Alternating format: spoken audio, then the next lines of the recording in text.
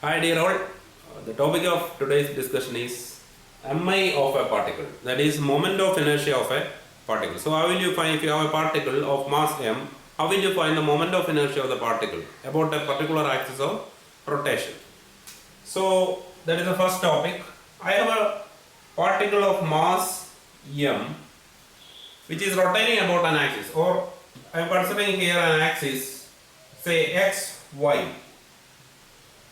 So I have a particle of mass m, here I have an axis xy. So the moment of inertia of this particle about this axis is given by I is equal to, so moment of inertia, the letter used to represent moment of inertia is I. So that is denoting moment of inertia, that is given by the product of mass of this particle and the square of the distance between the axis and the particle. See, if I am taking r as the distance between this particle and this axis, you take the square of this one, okay? So this will give you the moment of inertia of the particle. So moment of inertia of a particle about an axis is given by the product of mass of the particle and square of the distance between the particle and the axis. So it is like this. I have an axis here, I have a particle here. So moment of inertia of this particle about this axis is given by mass of this particle into square of the distance between this particle and the axis. So if it is rotating like this about this axis, so that is given by I is equal to mr squared. So what will be the unit? So the unit of this quantity will be, this is the product of mass and square of the distance. So I can say that the unit of mass is kilogram, the unit of this radius, this is a distance, is meter. So it is meter squared. Okay. Then after this we will pass on to the moment of inertia of a rigid body. This is only for a single particle. One particle മാത്രമേ ഉള്ളൂ, ഒരു distance ഉള്ളൂ. Suppose I want to find out the moment of inertia of a rigid body. So how will you find that? Next one is moment of inertia of a rigid body. So what is a rigid body? So this is what I have written here is just for a single particle. So next one is moment of inertia of a rigid body. So if I am considering a rigid body, it is something like this. So this is a rigid body. Okay, I have an axis here, so I will pass this axis through this one. Okay, then suppose it is capable of rotating like this or oscillating like this. Okay, so what is the peculiarity of this body? So earlier I considered only one particle. So what about this one? This is a larger body. So it will have different. This is the axis. This is the axis about which this is oscillating or rotating. Okay, but there are many particles here. Okay, it is not a single particle. നമ്മൾ മുമ്പേ consider ചെയ്ത പോലെ ഒരു particle അല്ല ഇവിടെ. Here there can be too many particles. ഇപ്പോൾ നമ്മൾ consider നേരത്തെ earlier we considered this particle only. So there can be particles all over here. There can be a particle here. There can be a particle here. There can be another particle here, like that. കുറേ particles ഉണ്ടാവും. അതുപോലെ തന്നെ different masses ഉള്ള particles ഉണ്ടാവും. ഇത് ചെറിയ particle ആണ്. Compared to this one, this is bigger. അപ്പോൾ പല particles ഉണ്ടാവും. So in the case of the rigid body, we will have a lot of particles of different masses situated at different distances from the axis. അപ്പോൾ നമ്മൾ അത് എങ്ങനെ എടുക്കുന്നതാണ്? So I am drawing here a rigid body like this. Okay, I can draw here. I have a rigid body here. I have an axis passing through a particular point. This is xy, the same axis I can take, xy. So I have a lot of particles here. I am considering one particle of mass m1, say m1 here, which is at a distance of r1 from here. I am considering another particle, say of mass m2 at a distance r2 from here. I can consider a lot of particles. I am considering one more. Another particle, say it is here, another mass m3 at a distance of r3. So ഇങ്ങനെ കുറേ particles ഉണ്ടാവും. So I can have a lot of particles here. So how will you find the moment of inertia of a rigid body? Is like this. We know that moment of inertia of this particle about this axis is, we have already seen, it is m1 r1 squared.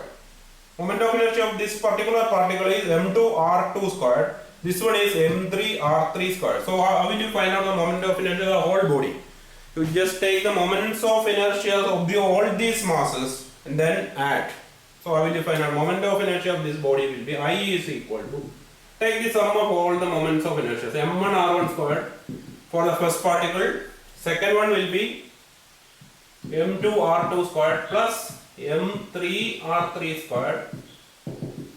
Moment of inertia of the first particle, second particle, third particle, fourth particle will go like that. So numerous particles are there.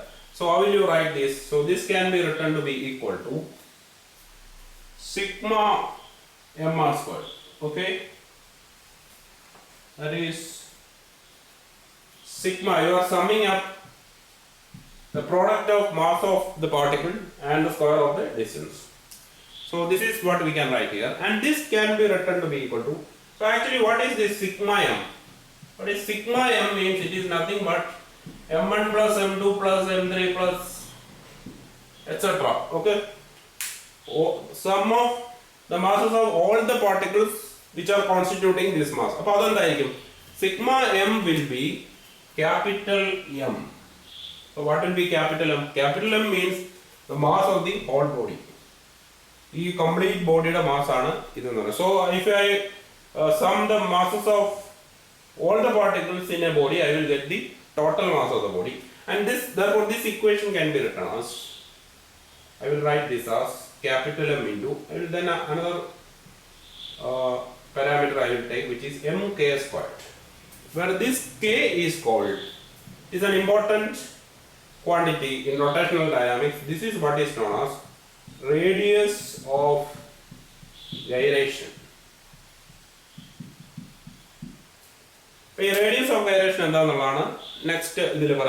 So here we will have the moment of inertia of this body, which is given by the sum of all the moments of inertia of different particles, that is here. So this figure can also be drawn like this. So I have an axis xy. I have the body here also. I have a body here. Here I have the axis. Just like we draw particle here and the axis here. This can be one particle m1 here at one distance r1. Another particle m2 here of mass m2 here at distance r2.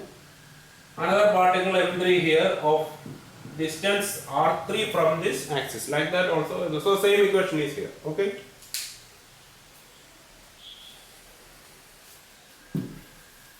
Next we will see what this radius of gyration is. So we have seen this already. The moment of inertia of this body is given by m1 r1 squared, m2 r2 squared plus m3 r3 squared, etc. Sigma mr squared is equal to mk squared. So we are going to define this k, which is known as the radius of gyration. So how will you define this one? So this I have taken to be like this. I have the same body here. I have the axis of rotation here, xy. And this k is defined as the distance between this axis, and here somewhere I am taking a point such that here I am assuming that the entire mass of the body is concentrated. I am saying that at this point the entire mass of the body is constituted, and if that is a point, the distance from the axis of rotation to this point is what is known as k. We have taken all these sigma m to be m. Sigma r squared is k squared. So instead of this sigma m I have written m.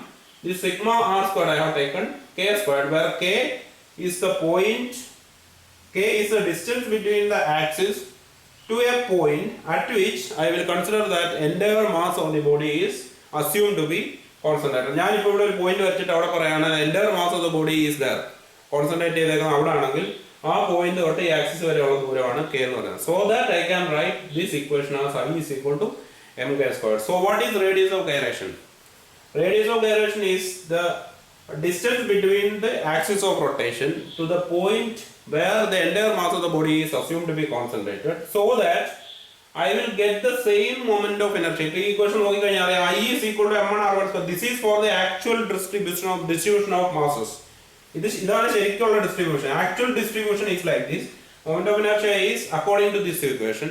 But this equation can be replaced by another equation so that we will get the same moment of inertia. So I am getting the same moment of inertia. ഇതെന്ന് പറഞ്ഞാൽ ഈ I തന്നെയാണ്. Whatever moment of inertia I am getting when I am considering the actual distribution of mass, it is same as the moment of inertia I am getting when I am considering that the whole mass is concentrated at this point. അപ്പോൾ the radius of gyration definition എന്ന് പറഞ്ഞാൽ ഇതാണ്. This is a distance between the axis of rotation and the point where the entire mass of the body is assumed to be concentrated, so that we will be getting the same moment of inertia as with the actual distribution of masses. Actual distribution of masses ൽ നിങ്ങൾക്ക് കിട്ടുന്ന moment of inertia ഏതാണോ അത് തന്നെ കിട്ടത്തക്കവണ്ണം നമ്മൾ ഏതെങ്കിലും ഒരു പോയിന്റിൽ mass of the whole body is assume to be concentrated ആണ് അങ്ങനെ പറഞ്ഞാൽ ആ പോയിന്റും ആക്സിസ് ഓഫ് റൊട്ടേഷനുമായിട്ടുള്ള ഡിസ്റ്റൻസ് ആണ് റേഡിയസ് ഓഫ് ഗൈറേഷൻ എന്ന് പറയുന്നത്. So this is mk squared is equal to I. This k can be written as k squared is equal to I by m, and this k can be written to be equal to root of I by m. So radius of gyration can be defined as moment of inertia by mass of the body, square root of that. Okay.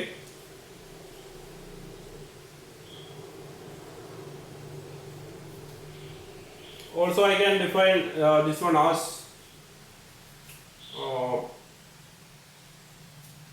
k is equal to root the square of this distance when multiplied by the mass of the body will give you the moment of inertia. അങ്ങനെ define ചെയ്യാം. So radius of gyration can also be defined as that distance the square of which when multiplied by the mass of the body will give you the moment of inertia. ഏതിന്റെ square ആണോ mass of the body ആയിട്ട് multiply ചെയ്താൽ moment of inertia of the body കിട്ടുക ആ ഡിസ്റ്റൻസിനെ നമുക്ക് radius of gyration എന്ന് പറയാം. So that is an alternate definition for radius of gyration. Next topic is angular momentum of a rigid body. We have already seen the quantity which is called angular momentum. So earlier we have seen like this. You have a body moving along the circumference of a circle. This is the radius r, this is the center of the circle O, this is a particle of mass m. We have already seen that the direction of linear velocity is along the tangent. You take at any point, the direction of linear velocity is along the tangent. So that is the direction of v as well as p. P is equal to mv. These are all things which we have seen. And we have defined angular momentum as J is equal to mr squared omega. So this was the equation for angular momentum. So angular momentum is given by m, mass of the particle, into square of the distance between the particle and the center of the circular path, and the omega is the angular velocity. So omega is the angular velocity. So this is only for a single particle. ഇവിടെ ഒരു particle ഉള്ളൂ. So I have only one particle. So I have taken only one mass, one radius, one distance from this center of the circular path. So instead of that, if I am considering like this, what is the angular momentum of a rigid body? So here also, നമ്മൾ നേരത്തെ പറഞ്ഞ പോലെ here there are many particles of different masses. M1 mass, M2 mass, M3 mass at distances R1, R2, R3, etc. So we will have to consider many masses. This is only for a single particle. If I want to consider the angular momentum of a rigid body, I will have to consider many masses, many particles means many masses. I will have to consider many distances. Omega is constant because the whole body is moving with a uniform angular velocity. So I can have many m, many r, but only one omega. So I will take here. So this is for a single particle. So I can write here. This equation can be modified. How will you modify that?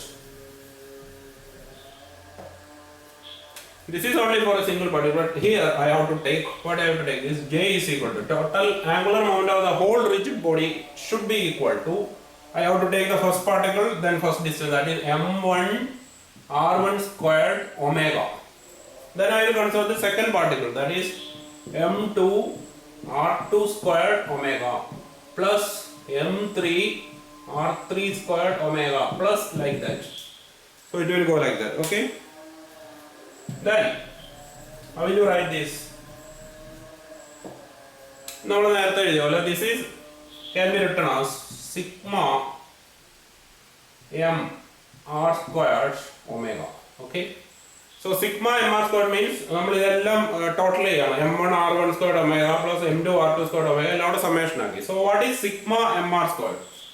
We have already seen that J is equal to this one, but we have already seen sigma mr squared is equal to, what is sigma mr squared? നമ്മൾ നേരത്തെ കണ്ടിട്ടുണ്ട്, that is I, that is nothing but I, the moment of inertia definition is. So if you take the moments of inertia of all the particles, so we have seen that is, this is nothing but the mi of the whole body, mi of the rigid body. So I can substitute here. So what I will get? Angular momentum is equal to sigma mr squared is I. So I can write J is equal to I omega.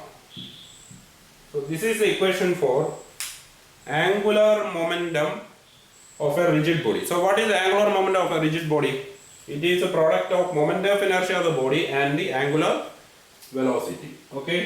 So what is the unit of this thing? So in physics, whenever we are studying a particular quantity, we study units and dimensions. So unit എന്തായിരിക്കും? ഇതിന്റെ unit നമ്മൾ കാണുന്നത്. The unit of this moment of inertia we have already seen kg m squared. This is I is equal to mr squared. Then omega is radian per second. So we can write it as second raised to minus 1. Or it can be written to be joule second. Okay, so this is the unit of this thing. So in vector notation I can write J is a vector quantity, so I can write it as I omega. Okay,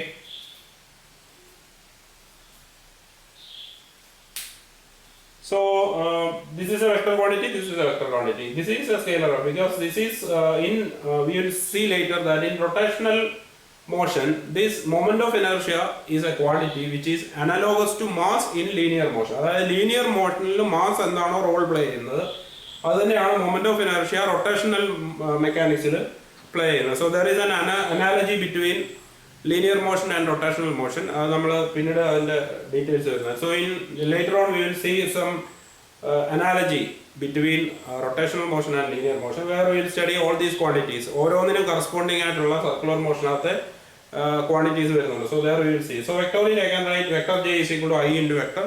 This we have already seen. Angular velocity is a vector quantity. അതിന്റെ direction നമ്മൾ പറഞ്ഞാണ് this given by the right hand rule. Okay. Our next topic is torque, which is denoted by the letter tau. Torque is the moment of a force about an axis of rotation. So we have an axis, we have these three axes x, y and Cartesian coordinates x, y, z. Okay. So about the axis of rotation, it gives the rotating effect of the force about an axis. So I have an axis here. So here I have a radius vector. Okay. Then I am applying a force here. So what will be the effect of this force? What will be the effect of this force about this axis? So it is like this. I have this one here. This is the radius vector here. I am applying a force in this direction. Okay, apply on. So what will be the effect here? If I have something here, if I am applying a force here, it will be. So at this point, the effect of this force will be to rotate this. Is rotating. Okay, like this. The same like this. If I am applying a force in this direction, this will cause. If it is fixed here, about this point the effect is, or about this axis the effect is to rotate. So there will be a rotation here. Okay. So that is giving you gives the rotating effect of the force about the axis. And tau is given by the cross product of this R and F. ഇതാണ് ഇതിന്റെ ടോർക്കിന്റെ equation. This equation you might have studied in vectors, study of vectors. Tau, vector tau is equal to vector R cross product of radius vector and the force. So what is cross product? You might have studied it in mathematics. This can be written as tau is equal to R of sine of the angle between R and F. I have taken the angle between R and F as phi. So I can write R of sine phi. So what will happen when phi is equal to 0? When phi is equal to 0, tau will be equal to Rf sine 0. It will be sine 0, 0, so it will be 0. This is the minimum torque. So what is when we will have the minimum torque? Minimum torque is when phi is equal to 0. Phi is equal to 0 or the angle 0. So that F and R are parallel. So when the radius vector is parallel to the force vector, we will have minimum torque, no torque. So when this will be maximum. This will be maximum when phi is maximum. So I will have tau maximum. So when phi is equal to 90 degree, we will have tau max. Sin 90 is equal to 1, so I will get Rf. Okay. So that is what we are getting. The unit of this thing this is a product of radius and force. So I can write this as the unit I am taking. It is unit of force is Newton, unit of this radius is distance, which is meter. That is unit will be Newton meter. This you might have seen in some reviews of automobiles like that. Automobile okay, in the torque engine torque. So engine torque 90 Nm, 120 Nm. That is the unit of torque is Newton meter. It is a product of force and distance. So we have seen that this tau is a vector quantity because it is given by the cross product of R and F. So tau is a vector quantity, and what is the direction of tau? Direction of tau. So the direction of tau is in a direction which is perpendicular to the plane formed by R and F. R um F um oru plane ilana nadakkunnu. Suppose it is like this. Nammal mumbe parnallo R and F ingane oru plane il nadakkunengil the direction of tau will be in a direction perpendicular to this plane. So in this figure you can see that R and F are lying in this plane. So what will be the direction of tau? It will be in perpendicular to the plane containing R and F. So the direction of tau, so sense of this direction, sense of tau is conventionally taken like this. It is taken by the direction of advancement of a screw. So in the direction I have a screw here. Suppose I have a screw here. I have a screwdriver here. Suppose this screwdriver is turned in a direction from R to F. R il ninnu F ilekku oru screwdriver തിരിഞ്ഞ ഒരു സ്ക്രൂവിനെ insert ചെയ്യാതിരിക്കും. So what will be the direction?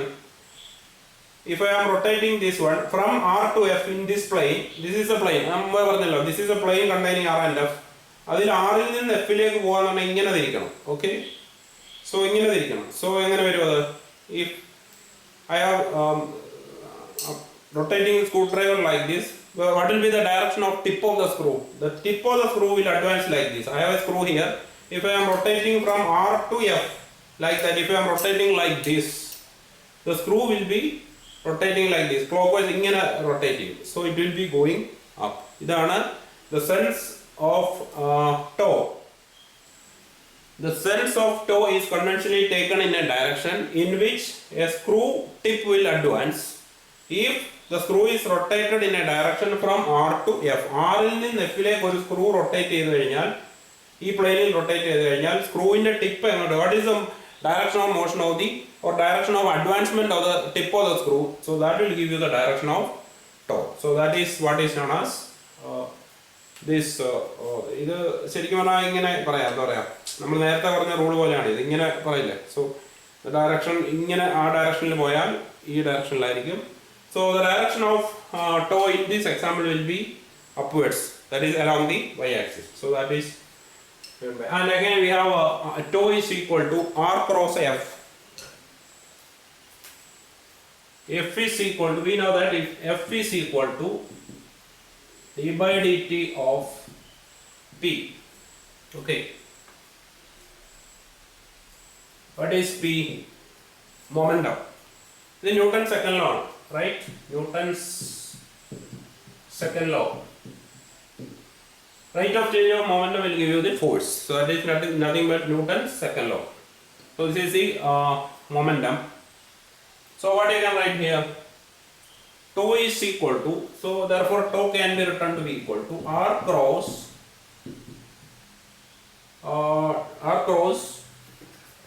d by dt of p.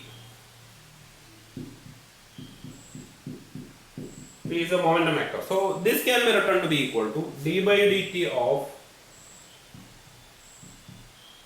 r cross p. Okay.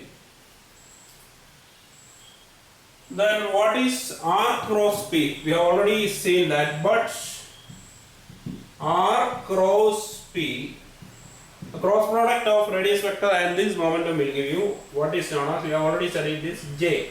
Okay. R cross p is equal to j. What is j? J is the angular momentum. So I can write it here. So what I can get is tau is equal to d by dt of j.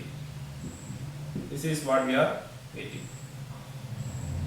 So tau, we have seen that is the cross product of radius vector and force. Then instead of force I have applied Newton's second law, d by dt of p, that is rate of change of momentum, r cross d by dt p. This can be written as d by dt of r cross p. Okay. But r cross p is nothing but angular momentum, so I can write it here. Okay, then d by dt of j. So what is the meaning of this one? Torque is the rate of change of angular momentum. So there is an analogy between these things. Later on we will see that there is an analogy. This is for linear motion, force is equal to rate of change of linear momentum. Here torque is rate of change of angular momentum. So we can say that torque in rotational motion is analogous to force in linear motion. So here linear momentum, here angular momentum. Here force, here torque. So I can say that the force in linear momentum or the torque in rotational motion is analogous to force in linear motion. We will see a table later on where we will give all these analogous quantities. Okay. So torque is also defined as the rate of change of angular momentum. So this can be one definition, cross product of r and f. This can be another. Torque is defined as the rate of change of angular momentum. And again we know that j is equal to I omega. So in the last topic we have seen that angular momentum is equal to I omega, where I is the moment of inertia of the body, omega is the angular velocity. So I can substitute it here. So I can say tau is equal to, what I can write is d by dt of I omega. I omega. Okay. So this I is a constant. So what I can write is, this is I into d omega by dt. The moment of inertia of a body is a constant, so I can take it out. So d omega by dt. What is d omega by dt? D omega by dt is nothing but the rate of change of angular velocity. We know that the rate of change of velocity is acceleration. Rate of change of angular velocity is nothing but angular acceleration. We have seen that d omega by dt is alpha in the earlier classes, which is angular acceleration. So substituting it here, I can write tau is equal to I alpha. Okay, tau is equal to I alpha. So we have a lot of equations here. Tau is equal to r cross f, then tau is equal to d by dt of j, tau is equal to I alpha. So it is the cross product of r and f, then the rate of change of angular momentum, and also the product of moment of inertia of the body and angular acceleration. So here I can say that we have this equation. Concentrating on that equation, I can write here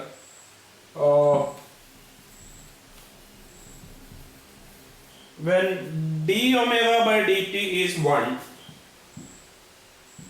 So from this equation I can write when d omega by dt is equal to 1, that is rate of change of angular velocity is 1. It will be, there will be unit 1 radian per second squared. So it will be like that. Okay, the unit of this thing is radian per second. This is time, so radian per second squared. If that is the case, that is unity, I can take tau to be I. So what is the meaning? From this equation, if d omega by dt is equal to unity, tau is equal to I. So how will you define tau? Tau can also be defined as the moment of inertia of the body. So when the torque is equal to moment of inertia of the body when the rate of change of angular velocity is 1 radian per second squared or unity. So when the rate of change of angular velocity is unity, the moment of inertia is nothing but torque. So torque is the moment of inertia of a body about an axis when it produces unit angular acceleration. So alpha another 1 angle, tau is equal to I. So when the body produces unit angular acceleration, the moment of inertia of the body at that point of time is what is known as torque. So these are all definitions of torque. So next topic is comparison of linear motion and rotational motion. So or it is also an analogy between translational and rotational motion. Analogy means we are making a comparison between translational, that is linear motion, and rotational motion here. So we will have some quantities here in linear motion, we will have some quantities in rotational motion. In linear motion quantities, they will be analogous. So whatever analogous means, whatever role is played by a particular quantity in linear motion, the same role is played by another quantity in rotational motion. If a quantity or a particular role linear motion will play where quantity other role rotational motion will play. Other quantities what is meant by this analogy. So one quantity is analogous to another one. So first we will have mass, which is represented by m in linear motion. Then the unit of kilogram. So that is analogous to the quantity moment of inertia in rotational motion. So I can write moment of inertia. Okay, moment of inertia, that is represented by I. We know that its unit is, unit I will write here, kilogram meter square, because I is equal to m r square, so product of mass and square of the distance. So kilogram meter square. Next quantity here is linear displacement. Linear displacement. It is often represented by x. X or s. X is a meter. Okay. Similar to this thing, or analogous to this thing, we have here what is known as angular displacement. I am writing only short forms here. Angular displacement represented by, we have already seen it as theta or delta theta. Okay, that is radian. Unit of this one is in radian. So where linear displacement angular displacement, we have seen that it is taken like an angle. When a body moves from one point to another point in a circular path, it is taken as an angle. So whatever role is played by displacement, this one x in linear motion is played by theta in rotational motion. Okay. Then we have the third one, which is called linear velocity, represented by the letter V. Okay, V. And we know that V is equal to dx by dt. Velocity is the rate of change of displacement. Similar quantity is here. Similar quantity. Just replace this. Linear displacement, angular displacement. Linear velocity, angular velocity. Represented by omega. Okay. This is meter. The unit of this thing is meter per second. Per second. Distance by displacement by time. So this is this divided by time. So the unit should be radian per second.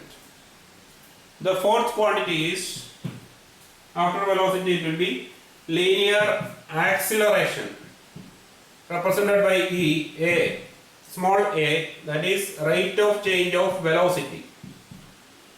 So this should again be divided by time. So the unit is meter per second squared. Okay. So here the corresponding quantity is angular acceleration. So here you can say everything is linear, everything is angular here. Angular acceleration represented by what is the letter alpha. Alpha is equal to d omega by dt. So here I can write omega is equal to, I forgot to write, omega is equal to d theta by dt, rate of change of angular displacement. So this is alpha is equal to d omega by dt, and the unit is radian per second squared. That is radian per second again divided by time. So that will be radian per second squared. The fifth quantity is linear momentum. Linear momentum. Linear momentum represented by the letter P. P is the product of mass and velocity. Okay, you know that. Then the corresponding or analogous quantity here is linear momentum. Then it will be angular momentum. Angular momentum, we have seen that it should be, it has J is equal to I omega. Okay. So see the analogy. Here it is m into v, mass into velocity. Here it is correspondingly mass into corresponding velocity into corresponding. Mass into corresponding, we have seen that the analogous quantity of mass here is I. So I have taken here I. What is the analogous quantity of linear velocity? It is omega here. So you can see that. But analogous to v we have omega here. Analogous to mass we have I here. So mv I omega. The corresponding analogous quantity is in rotational. Unit we have already seen it to be kilogram meter squared second raised to minus 1. Okay. Then the sixth quantity is force. Okay. F is equal to mass into acceleration. We have studied from Newton's second law. Correspondingly we have whatever role is played by force in linear motion is played by tau. That is torque, represented by tau. Why we are writing like this? Force in linear motion എന്ന് പറഞ്ഞാൽ linear motion ൽ നമ്മൾ ഒരു force കൊടുക്കുമ്പോഴാണ് a body is moving from one point to another. So by applying a force, we can move a body from one point to another. So whatever that is causing that motion, it is force. Force is that which tends to changes or tends to change the state of rest or of uniform motion of a body.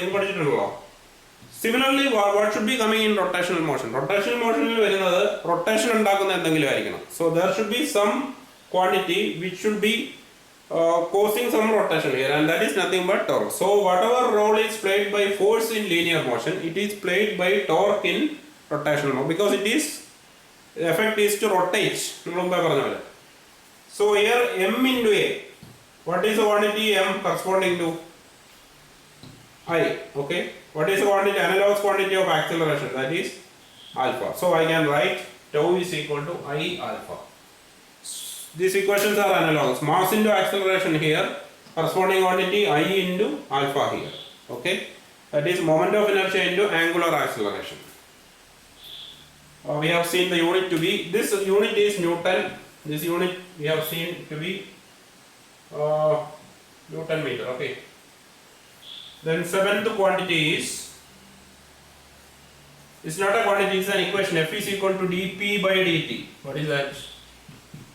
Force is equal to the rate of change of linear momentum. So 7 corresponding analogous equation will be F in varam tau. Instead of F I will write tau. Instead of P I will write I omega, or J I will write. This tau will be equal to d by dt of J. Okay.